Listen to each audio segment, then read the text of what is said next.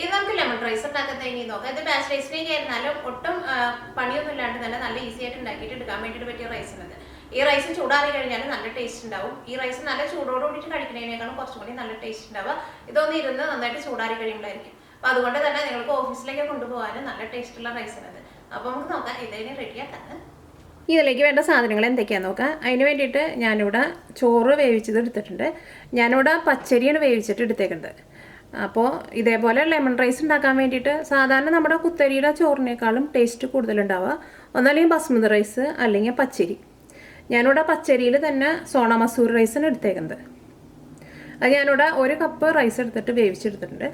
ഒരു മീഡിയം കഷ്ണം ഇഞ്ചി ഇതേപോലെ നല്ല പൊടിയായിട്ട് കട്ട് ചെയ്തെടുത്തിട്ടുണ്ട്. പിന്നെ പച്ചമുളക് ഞാനിവിടെ 2 ചെറിയ പച്ചമുളക്, ഇത് അത്യാവശ്യം നല്ല എരിവുള്ള പച്ചമുളകാണ്, അത് ഞാനിവിടെ പൊടിയായിട്ട് കട്ട് ചെയ്തെടുത്തിട്ടുണ്ട്.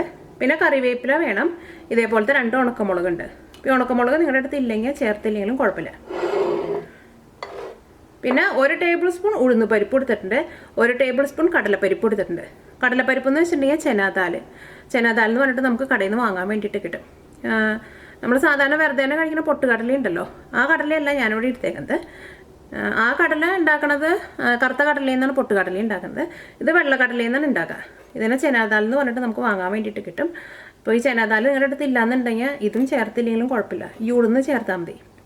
ഈ ഉഴുന്ന് സാധാരണ നമ്മൾ ഇഡ്ഡലിയൊക്കെ ഉണ്ടാക്കാൻ എടുക്കുന്ന ഉഴുന്നാണ് എടുത്തേക്കുന്നത്. അപ്പോൾ ഇത് രണ്ടും 1 ടേബിൾ സ്പൂൺ വെച്ചെടുക്കുക. പിന്നെ കടുക് വേണം. കടുക് ഞാനിവിടെ 1/2 ടീസ്പൂൺ എടുത്തിട്ടുണ്ട്. പിന്നെ മഞ്ഞൾപ്പൊടി വേണം. മഞ്ഞൾപ്പൊടി ഞാൻ റൈസിലേക്ക് ചേർക്കുമ്പോൾ അതിൻ്റെ അളവ് പറയാം. പിന്നെ കപ്പലണ്ടി വേണം. കപ്പലണ്ടി ഞാനിവിടെ വറുത്ത കപ്പലണ്ടിയാണ് എടുത്തേക്കുന്നത്. ഞാനിവിടെ ഇതേപോലത്തെ ഒരു വലിയ പിടി കപ്പലണ്ടി എടുത്തിട്ടുണ്ട്. ഇതിലേക്ക് നിങ്ങൾക്ക് കാഷ്നട്ട് വേണമെന്നുണ്ടെങ്കിൽ കുറച്ച് കാഷ്നട്ടും ചേർക്കാം. ഇതിലേക്ക് നമുക്ക് മെയിനായിട്ട് വേണ്ടത് നാരങ്ങയുടെ നീരാണ് വേണ്ടത്. ഞാനിവിടെ ഒരു വലിയൊരു നാരങ്ങ പിഴിഞ്ഞ് നീരെടുത്തിട്ടുണ്ട്. അതിനകത്ത് കുരുവൊന്നും ഇല്ലാണ്ട് എടുക്കണം. ഇതിലേക്ക് ആവശ്യത്തിന് ഉപ്പും വേണം. പിന്നെ ഞാനിവിടെ ഈ റൈസിൻ്റെ ഏറ്റവും ലാസ്റ്റ് ഈ നാരങ്ങയുടെ ഈ പുറത്ത് തൊണ്ടുണ്ടല്ലോ, ഈ തൊണ്ട് മാത്രം ഇതൊന്ന് ഗ്രേറ്റ് ചെയ്തിട്ട് കുറച്ച് ചേർക്കുന്നുണ്ട്. അതേപോലെ അങ്ങനെ സാധാരണ അങ്ങനെ ചേർക്കാറില്ല, പക്ഷെ അങ്ങനെ ചേർത്തിട്ടുണ്ടെന്നുണ്ടെങ്കിൽ റൈസിന് നല്ലൊരു സ്മെല്ലും ഉണ്ടാവും, ഒരു പ്രത്യേക ഒരു ടേസ്റ്റ് ഉണ്ടാവും. അപ്പോൾ ഇത് ഗ്രേറ്റ് ചെയ്തിട്ട് എടുക്കുമ്പോൾ ഈ പുറത്തെ തൊണ്ട് മാത്രം മതി. ഈ തൊണ്ട് കഴിഞ്ഞിട്ടുണ്ടെങ്കിൽ അതിൻ്റെ അടിയിൽ ഒരു വെളുത്തൊരു ഒരു കളർ ഉണ്ടാവുമല്ലോ, ആ കളർ വരരുത്. ആ കളർ വന്നിട്ടുണ്ടെങ്കിൽ ഈ തൊണ്ടിന് ഒരു കൈപ്രസം വരും. അപ്പോൾ ഇതേപോലെ ഇങ്ങനെ ഗ്രേറ്റ് ചെയ്തെടുക്കുന്നത് നിങ്ങളുടെ എല്ലാവരുടെ അടുത്തുണ്ടാവുമല്ലോ. അപ്പോൾ ഇതിനകത്ത് ഏറ്റവും ചെറുതിൽ വെച്ചിട്ട് നമുക്ക് ഗ്രേറ്റ് ചെയ്തിട്ടെടുക്കുക. ഏറ്റവും ചെറുതിൽ വേണ്ട, അതിനേക്കാളും കുറച്ച് വലുതിൽ.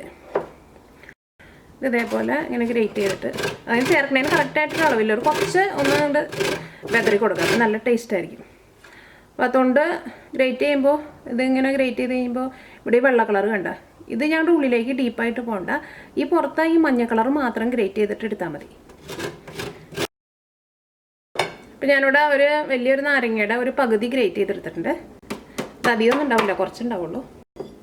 അപ്പോൾ ഇത് ഇത്രയ്ക്ക് ഉണ്ടാവും. അപ്പോൾ ഇത് ഏറ്റവും ലാസ്റ്റ് നമുക്ക് തീ ഓഫ് ചെയ്ത് കഴിഞ്ഞിട്ട് റൈസിലേക്ക് ചേർത്ത് കൊടുക്കുക. ഇത് റെഡിയാക്കാൻ വേണ്ടിയിട്ട് ഒരു പാൻ വെച്ചിട്ട് ചൂടാക്കുക. ഇതിലേക്ക് ആവശ്യത്തിന് ഓയിൽ ഒഴിക്കുക. നിങ്ങൾക്ക് ഇഷ്ടമുള്ള ടൈപ്പ് ഓയിൽ ഒഴിക്കുക.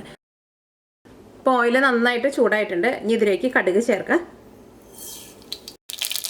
അപ്പോൾ കടുക് ഒരു 3/4 ഭാഗം പൊട്ടിയിട്ടുണ്ട്. ഇനി ഇതിലേക്ക് ഉഴുന്ന് പരിപ്പും കടലപ്പരിപ്പും ചേർക്കുക. അപ്പോൾ ഇത് പൊരിഞ്ഞിട്ടുണ്ട്. ഇനി ഇതിലേക്ക് ഉണക്കമുളക് ചേർക്കുക, കറിവേപ്പില ചേർക്കുക, ഇഞ്ചിയും പച്ചമുളകും ചേർക്കുക. തീ ചെറുതായിട്ടൊന്ന് കുറച്ച് വയ്ക്കുക.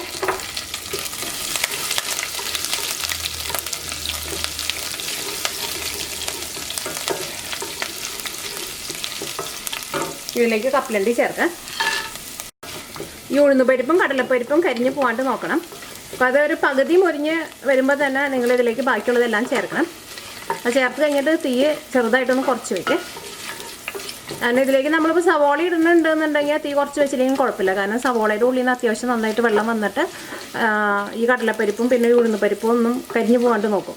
പക്ഷേ ഇതിലേക്ക് നമ്മൾ ആ സവോള ചേർക്കാത്തത് കൊണ്ട് തന്നെ തീ ചെറുതായിട്ടൊന്ന് കുറച്ച് വയ്ക്കാൻ വേണ്ടിയിട്ട് മറക്കരുത്. അപ്പോൾ ഇതെല്ലാം നന്നായിട്ട് മുരിഞ്ഞിട്ടുണ്ട്. കപ്പലണ്ടി ആയിരുന്നാലും നന്നായിട്ട് ചൂടായിട്ടുണ്ട്. ഇതിലേക്ക് മഞ്ഞൾപ്പൊടി ചേർക്കുക. ഇതിലേക്ക് 1/2 ടീസ്പൂൺ മഞ്ഞൾപ്പൊടി ചേർക്കുക. അപ്പോൾ ഞാനിവിടെ തീ നന്നായിട്ട് കുറച്ച് വെച്ചേക്കണം, നിങ്ങൾ പ്രത്യേകം ശ്രദ്ധിക്കണം.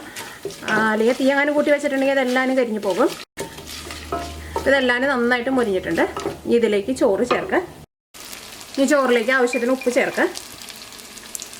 അത് നിങ്ങൾ ചോറ് വേവിച്ചപ്പോൾ ഉപ്പ് ചേർത്തിട്ടുണ്ടെന്നുണ്ടെങ്കിൽ പിന്നെ രണ്ടാമത് ഉപ്പ് ചേർക്കണ്ട. ഇതിലേക്ക് നാരങ്ങ നീര് ചേർക്കാം. ഇതെല്ലാം കൂടിയിട്ട് നന്നായിട്ട് മിക്സ് ചെയ്യുക. ഈ നാരങ്ങ നീര് അങ്ങനെ ഒഴിക്കുന്നതിന് അങ്ങനെ കറക്റ്റായിട്ട് ഒരു അളവില്ല. അത് ഇനിയിപ്പോൾ നിങ്ങളിപ്പോൾ കഴിച്ച് നോക്കിയിട്ട് ഇപ്പോൾ നിങ്ങൾക്ക് തോന്നാണ് കുറച്ചും കൂടിയും നാരങ്ങയുടെ ഒരു പുളി വേണമെന്ന് തോന്നുകയാണെങ്കിൽ നിങ്ങൾ അതനുസരിച്ചിട്ട് നാരങ്ങ നീര് ചേർത്ത് കൊടുക്കുക. ഇപ്പോൾ ലെമൺ റൈസ് റെഡി ആയിട്ടുണ്ട്.